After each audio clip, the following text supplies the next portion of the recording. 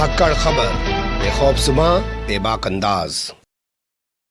धाकड़ खबर के news room से मैं आपके साथ हूं अकरम रईस खान। उत्तर प्रदेश में चुनाव शुरू होने से पहले की खबरों पर एक नजर डाली और उसके बाद तीसरे चरण तक होने वाले मतदान के दौरान की खबरों पर नजर डाली। आप पाएंगे कि उत्तर प्रदेश के मुख्यमंत्री आदित्यनाथ योगी हों या उत्तर प्रदेश के डिप्टी सीएम केशव प्रसाद मौर्य हों, प्रधानमंत्री नरेंद्र मोदी हों, अमित शाह हों, जेपी नड्डा हों या कोई भी भाजपाई हो, वो सिर्फ समाजवादी पार्टी और अखिलेश यादव को टारगेट कर रहा था। लेकिन अब उनके सुर बदलने लगे हैं, जिससे सवाल पैदा हो गया है कि भारतीय जनता पार्टी के नेताओं के सुर क्यों बदल रहे हैं। और यह सुर बदलने की बात आई है चाणक्य यानी कि अमित शाह के एक बयान के जरिए। अमित शाह ने कहा कि बहुजन समाज पार्टी भी मैदान में है, उसके पास जहां जाटव वोट है वहीं मुस्लिम वोट भी है। इसके बाद मायावती ने भी अपना रिएक्शन दिया तो सवाल और गहरा हो गया कि भैया ये चल क्या रहा है। क्या भारतीय जनता पार्टी जो अभी तक रणनीति पर काम कर रही थी कि हमें सिर्फ समाजवादी पार्टी से, अखिलेश यादव से अपना मुकाबला दिखाना है, उसमें वो टाई फिश हो गई है और अखिलेश यादव समाजवादी पार्टी को माइलेज मिल रहा है। अब ऐसे में वो अपने सामने और भी विरोधियों को पैदा करना चाहती है। वैसे अगर आप नजर डालने की कोशिश करेंगे तो आप पाएंगे कि चाणक्य से पहले प्रधानमंत्री नरेंद्र मोदी ने कांग्रेस को टारगेट करते हुए अपना विरोधी बताने की कोशिश की थी और कहा था कि उनका मुकाबला सिर्फ समाजवादी पार्टी से नहीं है, उनका मुकाबला कांग्रेस से भी है। क्योंकि कांग्रेस ने एक बहुत बड़ा घोषणा पत्र जारी किया था, उस पर हमला बोलते हुए सहारनपुर में खड़े होकर नरेंद्र मोदी ने बात कही थी। लेकिन हम प्रधानमंत्री नरेंद्र मोदी को भी हटा देते हैं और कांग्रेस को भी हटा देते हैं, बात करते हैं सिर्फ चाणक्य के ताजा बयान को लेकर और मायावती की प्रतिक्रिया को लेकर। उसी के बाद बहुत सारे सवाल खड़े हुए हैं कि यह घटनाक्रम जो हुआ है वो क्यों हुआ है। पहले बात कर लेते हैं चाणक्य यानी कि अमित शाह के बयान की।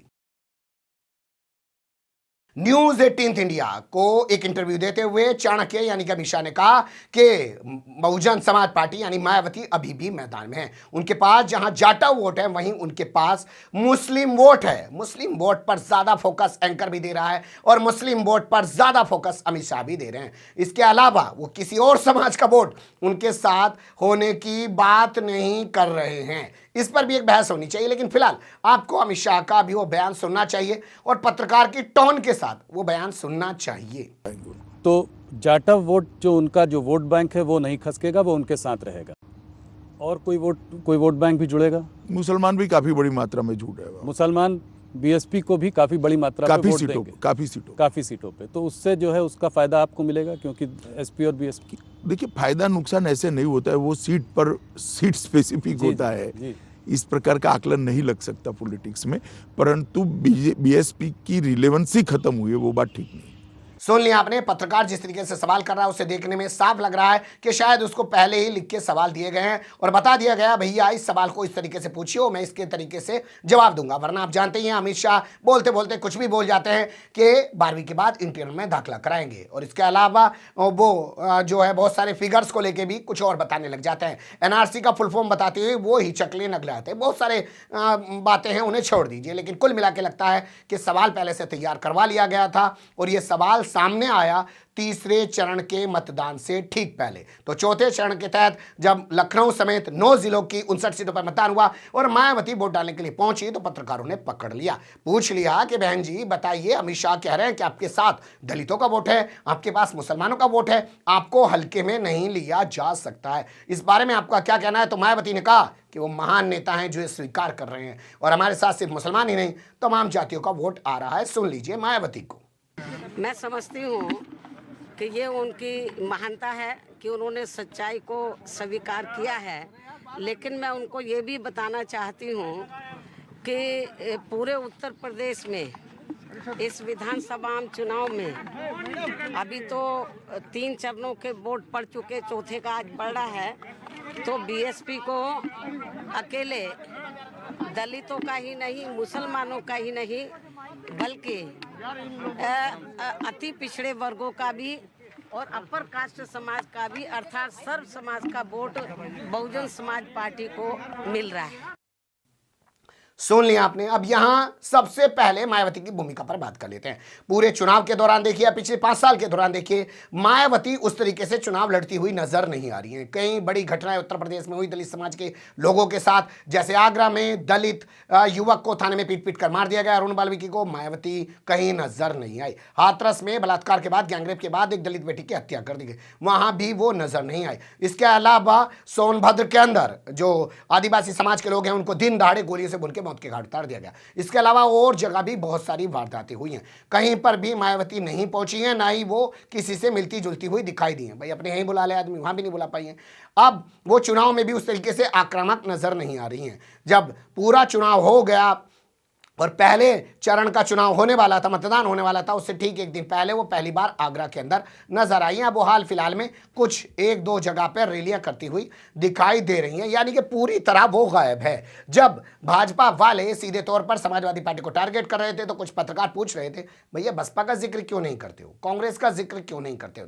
तो वो जिक्र नहीं करते थे, लेकिन अब जिक्र कर रहे हैं तो सवाल पैदा हो रहे हैं। हम जानते हैं कुछ ही दिन पहले अभी एमएलसी का चुनाव हुआ था उत्तर प्रदेश में, जिसमें कई सारे विधायकों ने जो है बहुजन समाज पार्टी के बगावत कर दी थी। तो ऐसे में मायावती ने एक बयान जारी किया था। बिहार चुनाव के ठीक बाद की ये घटना है कि मैं अपने विधायकों से कहूंगी कि वो भारतीय जनता पार्टी के प्रत्याशी के हक में मतदान कर दें। और आपने देखा होगा राज्यसभा का जब चुनाव हुआ था अभी हाल फिलहाल में, तो उसमें भारतीय जनता पार्टी ने मायावती की मदद की थी, और भारतीय जनता पार्टी की मदद से ही मायावती का एक प्रत्याशी राज्यसभा में जाने में कामयाब हो पाया था। इसके अलावा एक पुराना वीडियो जो मायावती का चलता रहता है, जिसमें वो मेरठ के चुनाव का जिक्र करते हुए कहती हैं कि मैं अपने समाज के लोगों से कहूंगी कि आप लोग जो है चुनाव में वोट दें भारतीय जनता पार्टी को। अगर हम नहीं जीत रहे हैं, हमारा प्रत्याशी नहीं जीत रहा है, तो भाजपा को वोट देने की मैं अपील करूंगी। इसके अलावा आप लोग जानते हैं कि मायावती 3 बार मुख्यमंत्री जो बनी है, पहले 2007 से पहले, तो वो भाजपा की वजह से ही मुख्यमंत्री बनी, और पहली बार मुख्यमंत्री बनने का गौरव भी उन्हें भाजपा ने ही दिलवाया था, और वो नरेंद्र मोदी के साथ गुजरात में जाके भी प्रचार कर चुकी हैं। तो ये तो है अब मायावती की भूमिका। अब बात कर लेते हैं अमित शाह की रणनीति की। अमित शाह की रणनीति को आप ऐसे समझ सकते हैं, क्योंकि 3 चरणों के मतदान के बाद ये सीधे तौर पर साफ हो गया कि मुस्लिम वोट में जो बिखराव है वो असदुद्दीन ओवैसी की वजह से नहीं हो रहा है, वो मायावती की पार्टी की वजह से नहीं हो रहा है, वो कांग्रेस की वजह से नहीं हो रहा है। तो ऐसे में पूरा वोट जो है धड़ाक से पड़ा है, और पूर्वांचल में भी मुस्लिमों का कुछ जिलों में कुछ सीटों पर एक बहुत अच्छी मात्रा में वोट है। तो ऐसे में वोट बिखराने के लिए ये एक चाल चली गई है, जिसमें दिखाने की कोशिश कर रही है भारतीय जनता पार्टी कि हमारा मुकाबला कहीं कहीं पर बहुजन समाज पार्टी से भी है। हालांकि पूरी तरह बहुजन समाज पार्टी मैदान से गायब है। हमारी कई पत्रकार से बातें हुई हैं, वो तमाम लोग ये बता रहे हैं कि असल में लड़ ही नहीं रहे हैं, क्योंकि इनको सिर्फ वोट काटने के लिए मैदान में खड़ा किया गया है। मायावती जेल जाने से डरती हैं, उनके पर दुनिया भर के मुकदमे हैं,